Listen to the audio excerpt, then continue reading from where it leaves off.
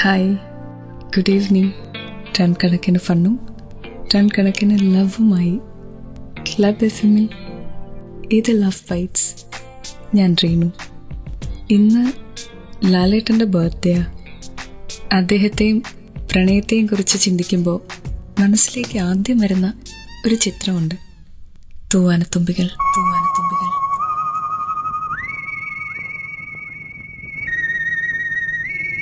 ഈശോ മിശിഹായ്ക്ക് സ്തുതിയായിരിക്കട്ടെ. പ്രിയപ്പെട്ട മകൾ ക്ലാരയ്ക്ക്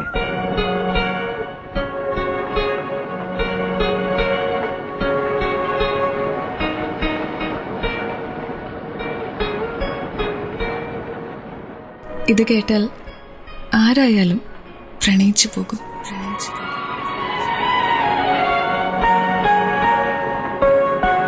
നീ അയച്ച കത്തുകൾ വായിച്ചറിഞ്ഞ് സന്തോഷിക്കുന്നു. ദൈവകൃപയാൽ കർത്താവിന്റെ തിരുമണവാട്ടിയാകാൻ നിനക്ക് ഭാഗ്യം സിദ്ധിച്ച വിവരം ഇതിനാൽ സ്ഥിതിപ്പെടുത്തിക്കൊള്ളുന്നു. നീയും നിന്റെ ഇളയമ്മയുമായി ഈ മാസം 23-ാം തീയതി ഇവിടെ മഠത്തിൽ വരണം. അതുവരെ കാണാത്ത ഒരു മുഖം, പക്ഷെ ആ മഴയത്ത് അതിന്റെ ഉടമസ്ഥയോട് മനസ്സിലെവിടെയോ ഒരിഷ്ടം, ഒരു കൊച്ചു പ്രണയം. ഇളയമ്മയ്ക്കും വേണമെങ്കിൽ ഇവിടെ 1-2 ദിവസം താമസിച്ച് മടങ്ങിപ്പോകാം. പ്രണയത്തിന്റെ വ്യത്യസ്തമായ ഒരു തലം തുറന്നു കാട്ടിയ ചിത്രമാണ് തൂവാനത്തുമ്പികൾ. മനസ്സിൽ പ്രണയം സൂക്ഷിക്കുന്ന എല്ലാവർക്കുമായി ക്ലബ് എഫിമിലെ ലവ് ബൈറ്റ്സ് ഞാൻ സമർപ്പിക്കുന്നു. പോരുമ്പോ കുറച്ച് അച്ചപ്പമോ അവലോസ് കൂടിയോ കൂടി കൊണ്ടുപോരണേ.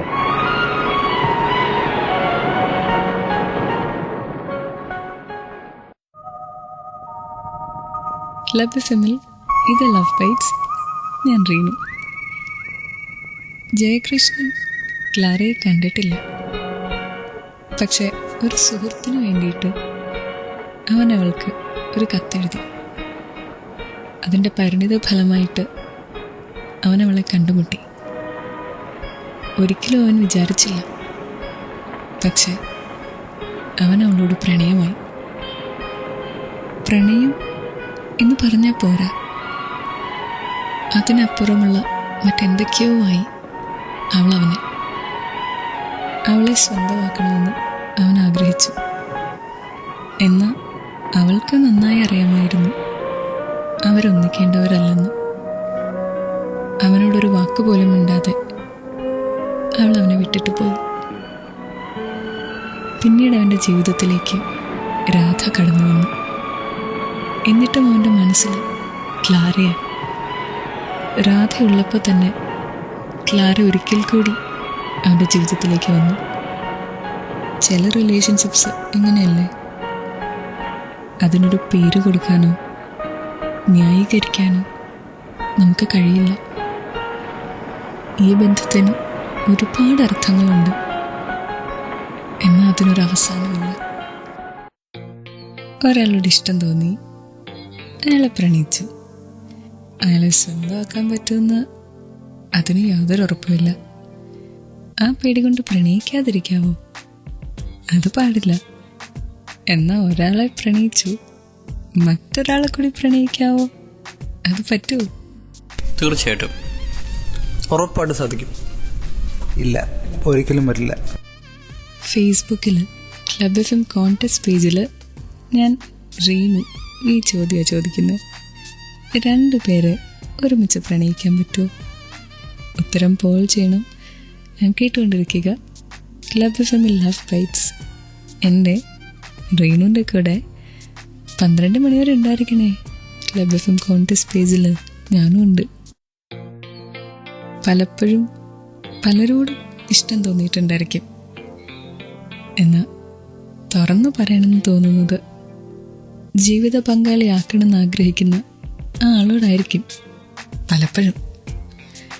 ക്ലബ് എഫ് എമ്മിലെ ലവ് ബൈറ്റ്സിലൂടെ ഇഷ്ടം തുറന്നു പറയാൻ ഇന്ന് മറ്റൊരാൾ എത്തിയിരിക്കുക. കേൾക്കണ്ടേ? എൻ്റെ പേര് യൂസുഫ്. ഞാൻ ആദ്യമായിട്ട് എൻ്റെ പെൺകുച്ചിനെ കാണുന്നത് ഒരു കല്യാണ വീട്ടിൽ വെച്ചായിരുന്നു. ഫസ്റ്റ് ടൈം അവളെ കണ്ടപ്പോൾ തന്നെ ഞങ്ങൾ അങ്ങോട്ടും ഇങ്ങോട്ടും നോക്കി. അത് കഴിഞ്ഞ് 2 ദിവസം കഴിഞ്ഞപ്പോൾ വീട് അന്വേഷിച്ച് കണ്ടുപിടിച്ച് അത് കഴിഞ്ഞ് സ്കൂളിൽ പോയി കാര്യം പറഞ്ഞു. അത് കഴിഞ്ഞ് 2-3 ദിവസം പിന്നെയും പുറകെ കിടന്നപ്പോൾ ഓക്കെ പറഞ്ഞു. അത് കഴിഞ്ഞപ്പോൾ കണ്ടിന്യൂസ് ആയിട്ട് പോയിക്കൊണ്ടിരിക്കുന്നു.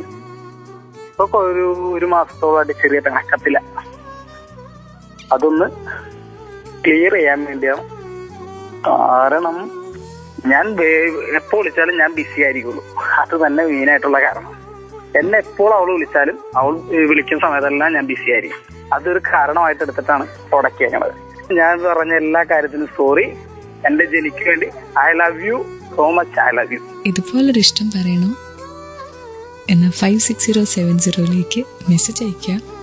ഫോമാറ്റ് ക്ലബ് FM സ്പേസ് നിങ്ങളുടെ പേര് ആൻഡ് കേട്ടുകൊണ്ടിരിക്കുക ലവ് ബൈറ്റ്സ്. എൻ്റെ രേണുവിൻ്റെ കൂടെ.